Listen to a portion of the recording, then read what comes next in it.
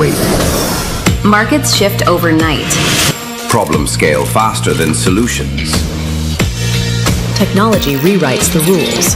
But breakthrough begins the same way. With a question. What if? What if supply chains could see the future?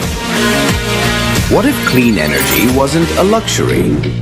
What if healthcare was borderless? Ideas are easy. Execution is war. Startups don't just build apps. They build industries. They shift economies.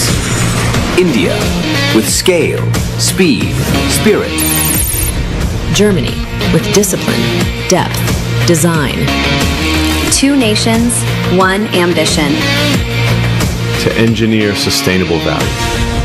Because every what if deserves a what's next. The playoff begins.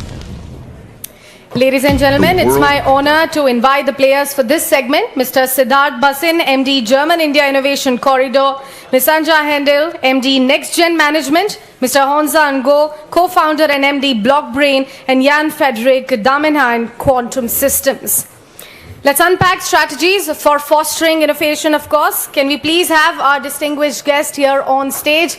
My colleague Shweta Kothari is standing right there to take the chat forward. Shweta, the stage is yours.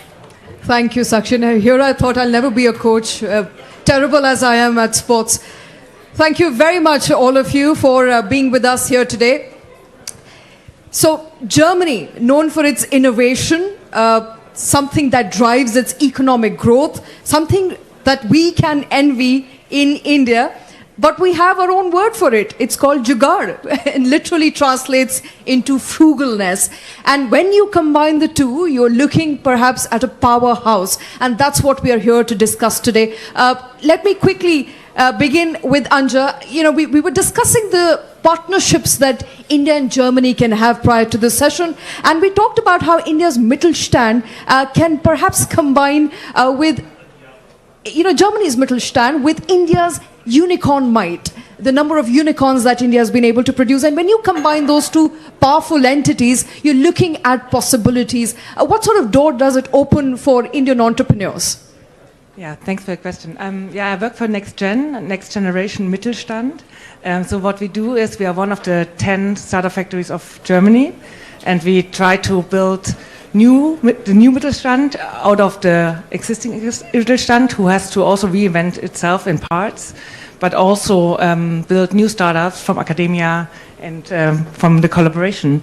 And I think this is the most important part. Innovation, the ground for innovation is always diversity, diverse views on things, bringing different views, problems, and technologies together, and then build something new.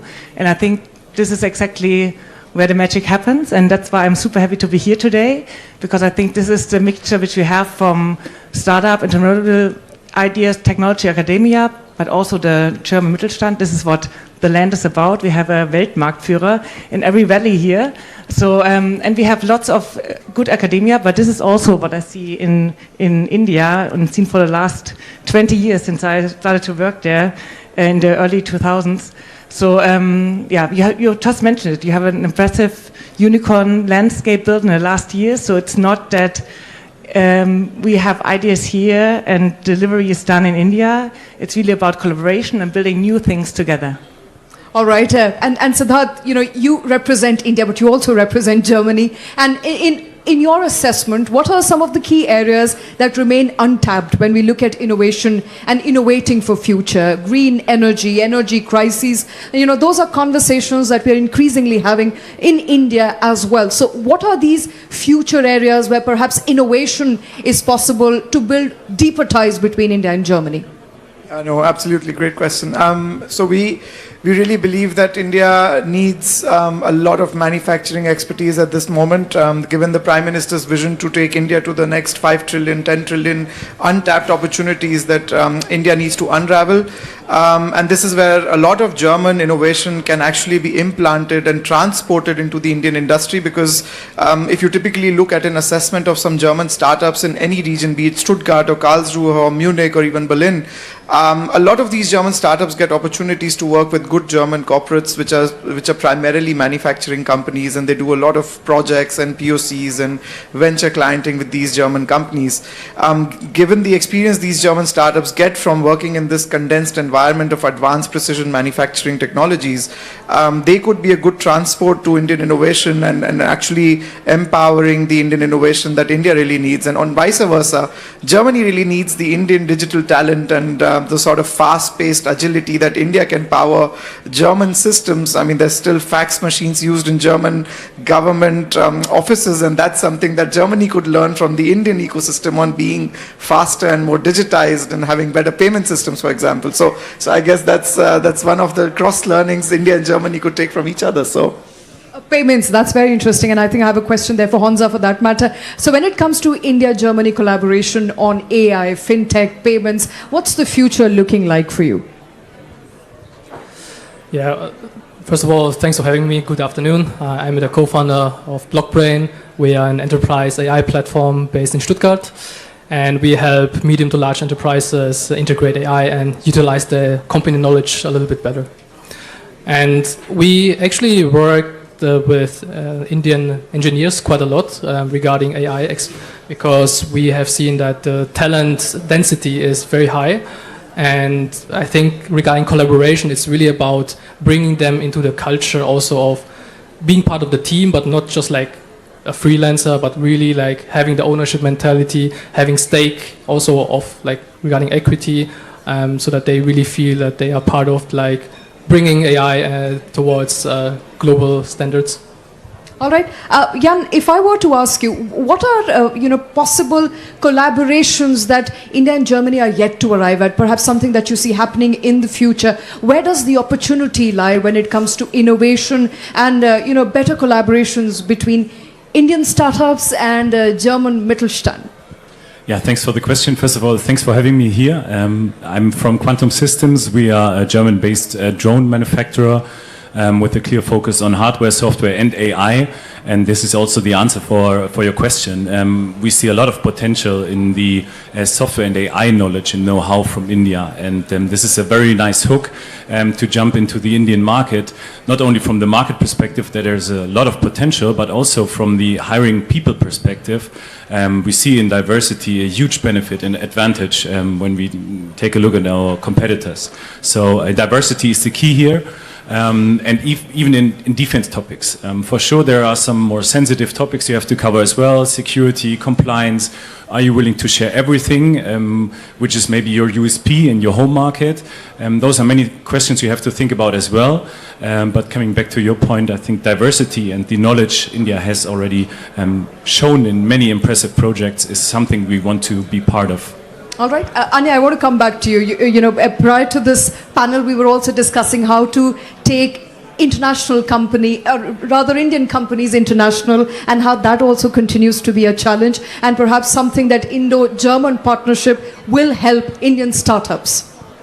Yeah, sure. I mean, in the end, when you start in a market, you normally start in your home market, right? Because it's easy to start. And I think for German startups, India is a great market because it's huge. It's mainly English speaking, so it's not so far away from our culture in terms of language, school systems, universities. The system is from the UK, so it's pretty much the same. So it's an easy entry point for a huge market, for a very young market. So it's very, very special. So it's a good starting point. And the other way around, there's lots of knowledge. We talked about this, which we do not have in this volume, I would say, right? I mean, you see all this. We had just the two speeches before. We heard these impressive numbers of students entering the market with deep technology knowledge. And I know that we have a lot of discussions here. How much technology knowledge do you still you still need. When I studied computer science, early 2000s, there was the dot-com bubble bursting, and there was India, and I had the same question for everybody. Oh, pity, what a pity, Anja, that you studied technology, because nobody will pay your salary with your expensive rate from Europe. And here we are, tables have turned. 20 years later, I still earn enough money to buy my food to eat and and raise a family. Well, I'm sure you earn more than that. So the reality is we still lack the technology knowledge worldwide, right? I mean the requirements for this is so huge. So we need all the knowledge we can get. We need the best brains out there. And let's face it, have a look to most of the big successful companies. Most of them are led by Indian people. You see how great the education system is. You see what they have to offer. And you mentioned it before. We have a big heritage in building great hardware products. And I think this is a match which will bring us far on an international level if we bring this together. All right. So that naturally brings me, Siddharth, to the question of, as far as the challenge of technology transfer is concerned, is that something that you've also seen, because you deal with German companies, but you also actively deal with Indian companies? Is technology transfer, R&D, still a challenge? I would say, yeah, compared to some years before, it's gradually improving. There's more trust coming on both sides, so people are trying to gradually work together in a more trustful environment. Some years ago, IP protection, data protection, and all of those sort of parameters where people typically tend to become skeptical. Say a German university has a good patent or an IP, they wouldn't want to completely start doing a joint venture or partnering in India because of typical skepticisms. But I think over the last 10 years this has progressed tremendously. Trust in both environments has grown. There are still some challenges around data protection, because I mean that's of course with EU GDPR you cannot let your data reside in Indian clouds, and mostly Indian startups, when they want to work with us, face an issue when they want to work with a German corporate, that they have to set up either a center here or hire a partner here, and that causes some considerable challenges. But we see some good progress already. The governments are working very hard on frameworks, on joint frameworks to tackle those challenges. The international courts also come into picture nowadays pretty swiftly and efficiently. So things are getting better, but I would say some challenges, of course, still remain that need to be addressed on both sides. All right. So there is progress made in the last 25 years. That is, coming back to you, Honza, you said you have a lot of Indian engineers working in your organization as well. When it comes to AI leadership, India is a little far behind. We are catching the bus. But when Indian engineers go out, they seem to be doing extremely well in the Europe, in the US. Talk to us through what does AI leadership look like when we put India, Germany at the center of it. Do you think there is a possibility that you'll have more offices back home in India? And is there something stopping you from picking pace in business when it comes to setting operations in India? Yeah, definitely. We, from day one, wanted to become like a global company, because we realized that there's a huge benefit of being, of course, a German company, and it's like made in Germany, and the data security part is usually a bit more trustworthy than if we were to be based in the US or China, etc. Is that a concern with India as well? Excuse me? Is that the concern with India as well, data security? It is definitely, like we mentioned here, it's depending on who you work with, the customers, they always want the data to be locally stored, be it India, be it in US. If we work with Chinese customers, they want the data centers to be in China. So definitely, as we also want to expand to India, because it's a huge market, as has been said before, we definitely need to be on the ground in India, having the data centers there, having operational teams there to communicate with the customers to build trust. Okay, so I believe, so that continues to be a hurdle. Jan, coming back to you, speaking specifically on the bottlenecks, perhaps when it comes to India-Germany ties, what according to you are some of the challenges and hurdles that, on the governmental level, one has to navigate in order to have better trade partnerships, have more collaborations between startups? So I think just to pick up some points from my colleagues here, the Make in India policy is a quite clear and transparent policy which you can get into, you can deal with it. It's like doing your homework. If you have to understand it, you have to accept it, and then you have to decide in which kind of direction you want to go. Do you want to have a joint venture with a strong prime in India already? Do you want to keep your USP as good as possible with setting up an own entity? And all those things you have to take care of when you start your strategy work. And coming back to your question, I think it's really important when we also talk about innovation. Where is your power? What is your USP when we talk about innovation? And we are very lean, we are very fast, we have to adapt very fast to innovation cycles. So we want to keep this and also our software and AI power. And then you have a bunch of partners which are willing to collaborate and want to be part of this journey. But you have to stay in the steering wheel. This is our impression and our setup right now for India, that we are still in the managing role and that we have still the capacity, all right, we want to keep our USP also in the Indian entity by using the ecosystem which is already there. So this is a little bit the balance you have to decide for. All right, now that we know where we are when it comes to India-Germany ties, specifically for startups and innovators, I have some rapid-fire questions for you. We are at the last leg of this conversation. And so let me begin with you, Siddharth, and perhaps one line each from all of you. What problem are you solving at the moment and for whom? The biggest problem that we are trying to solve right now is ease of business for foreign companies on both sides. Bureaucracy is very common to both India and Germany.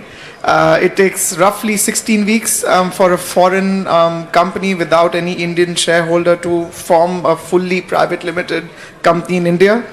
And I would say it roughly takes 16 to 24 weeks for an Indian company to open a bank account and start a company or a GmbH in Germany as well. Right. And that's the biggest bottleneck we face right now. Okay, so that was clearly more than a paragraph. But Anya, same question. What problem are you solving right now and for whom? I mean, the problem we are working on is that we need more startups, so more economical figures that make you smile in Germany at the moment. And that's why I see, and this is always happening when you partner, as I mentioned before, and this is where I see collaborations with startups all over the world are the right way, especially from India.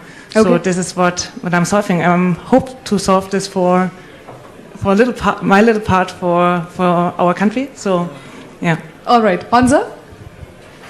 So the problem we are solving is that a lot of the expert knowledge is leaving Mittelstand companies in Germany and beyond.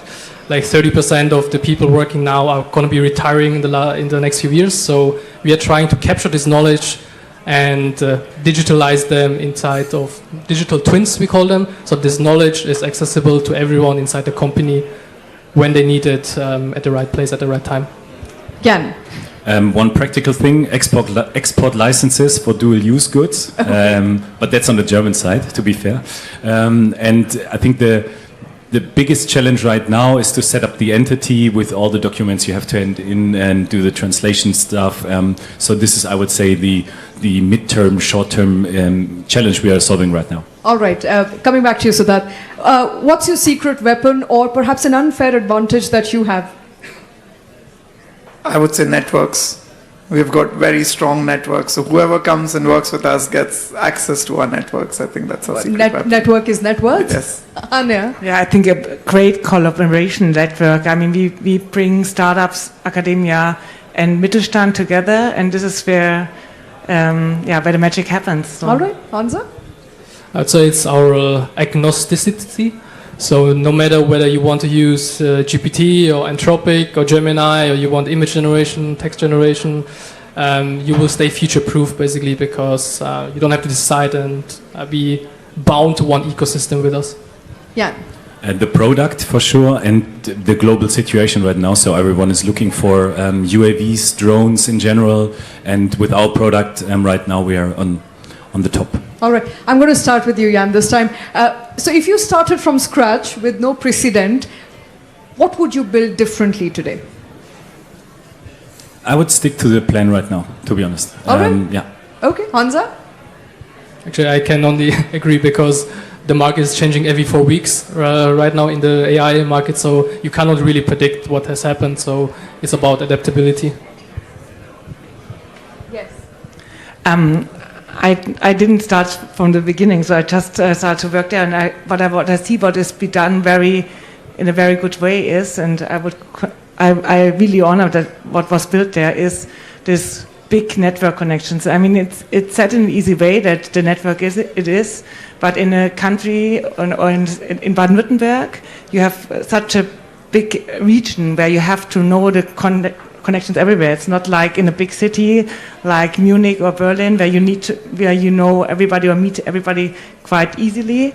In Baden-Württemberg, you need to take care for a bigger network, for stronger connections in all levels, which is a superpower, but also a challenge. And I'm super grateful to work in this environment. Okay, Siddharth? I would again come back to choosing the right partner. So if we would start again, we would know now, for example, to work with TV9 before actually starting. So we would choose the right partners before starting. So yes. All right. I think I have to end this, but I do have one more question. So what's the riskiest bet you are making? All of you are innovators. You're leading the way. I'm sure a lot of people are looking at you to move the needle when it comes to a better future. So let me start with you, Jan. What is the riskiest bet that you're making right now in your company? That we are not fast enough, I would say. I think the speed is the crucial point right now, because as I mentioned, defense sector is booming. Everyone has an idea. We see drones companies popping up day by day, and to keep the USP of your product as good as possible and bring it to the market is tough. Okay. Hansa? It's actually similar along the lines, like we are not doing enough marketing and focusing too much on R&D and just building a product and just relying a little bit on word of mouth. But I would say that's like the biggest risk because it's like a first mover advantage market right now. All right, Anne? Yeah, I think enable our corporate partners to have the courage to really move on, because it's critical times, but now you have to look for your money, but you have to be proud enough, brave enough to make the big steps and the big bets in new ideas, which bring you out of the comfort zone, and that's the biggest bet we do. Siddharth? We've been imposing the Indian ecosystem on Germany for many years. Next year, we're going to do the German ecosystem in India, and I think that's a riskiest bet. As risky as it gets, but much needed there. Thank Absolutely. you very much, all of you, for taking time out, for being here with us today. Let me call Sakshi back on, and I'll hand it over to you. Thank you so much, Referee Shweta. Thank you so much, panelists. Can I please request you to please stay on with me as I also invite Ayush Sridharan and also Ruven back here on stage for a shawl presentation. Thanks. Yes.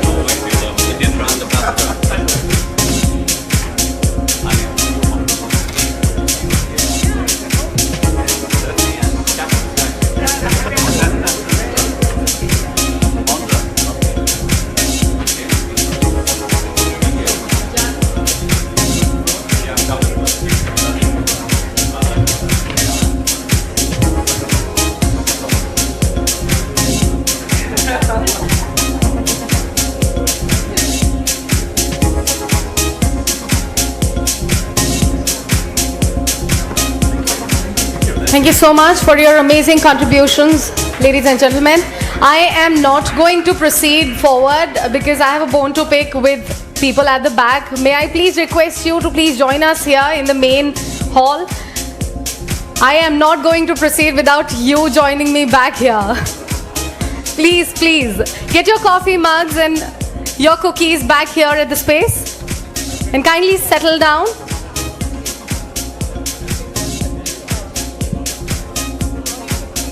Thank you.